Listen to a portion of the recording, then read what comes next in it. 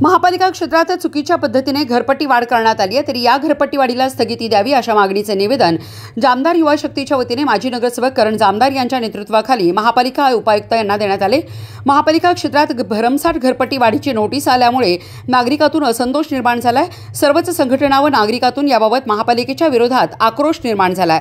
याबाबत जामदार युवा शक्तीने महापालिका उपायुक्तांना निवेदन देत घरपट्टी वाढ रद्द करावी अशी मागणी केली आहे।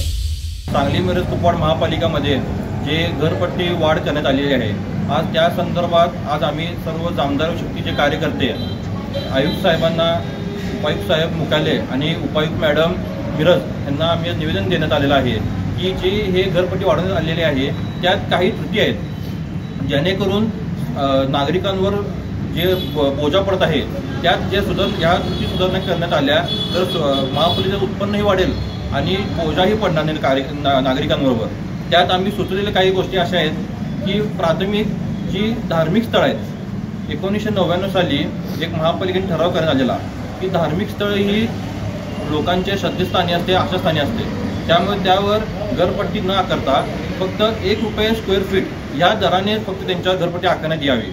पण गेले 25 वर्षात तसंच चालू होतं, पण यावेळी धार्मिक स्थळांवर सुद्धा त्यांनी रेडी रेखनाप्रमाणे सर्वांवर सेम घरपट्टी आखण्यात आलेली आहे। धार्मिक स्थळांची बऱ्याच ठिकाणी त्यांची परिस्थिती नसते आहे की एवढे पैसे भरायचे, त्यामुळे आम्ही त्यांना हे रद्द करण्याची मागणी करतो आणि आधी जो ठराव होता की ₹1 स्क्वेअर फीट त्याप्रमाणेच त्यांच्यावर घरपट्टी लागू करण्यात यावी अशी आम्ही त्यांच्यावर विनंती केलेली आहे। दुसरी गोष्ट अशी होती की 1998ला महापालिका स्थापन झाल्यावर त्यावेळी आपण महापालिका क्षेत्रफळ वाढला, त्यावेळी सर्वांची घरपट्टी वाढवण्यात आलेली।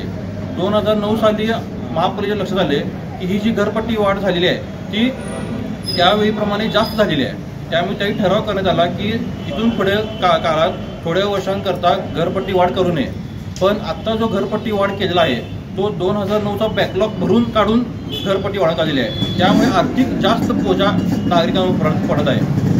तसेच आता ज्या ठेकेदारांना हे ठेका दिला घरपट्टी मोजण्याचा, तर त्यांनी महापालिकेचे सक्षम अधिकारी असतील, कर्मचारी असतील, यांना विश्वासात न घेता स्वतःच जाऊन सर्वे केलेला आहे आणि त्या सर्वे करताना जिथं घर बंद असेल किंवा तिथे रहिवासी बाहेर कुठं गावी गेले असतील त्याही घराची मापं घेता आली नाहीत, तर त्यांनी बाहेरच्या बाहेर मापं घेऊन त्यांच्याच मर्जीनं सर्व काय असेल ते घरपट्टी आकारण्यात आलेली आहे। आणि त्यांचं आयडेंटिटी करण्याचा सूत्र कसं होता, शटर असेल तर कमर्शियल आणि दरवाजा असेल तर नागरिक। बऱ्याच लोकांच्या अशा तक्रारी आहेत की आम्ही राहत जरी असलो तरी सेफ्टी करता आम्ही शटर लावून घेतले, त्यामुळे आम्हाला कमर्शियलची घरपट्टी आल्या, त्यामुळे ती एक चुकीचं आहे। तसंच ज्यावेळी हे सर्व ठेकेदारांच्या माणसांनी सर्वे करताना ज्या चुकी केल्यात आणि आता ज्यावेळी नोटीस आल्यात त्या नोटीसवर महापालिका कर्मचाऱ्यांचे, अधिकाऱ्यांचे नाव आहेत, नंबर आहेत, जेणेकरून नागरिकांच्या रोषांना महापालिका कर्मचाऱ्यांना बळी पडायला लागत आहे।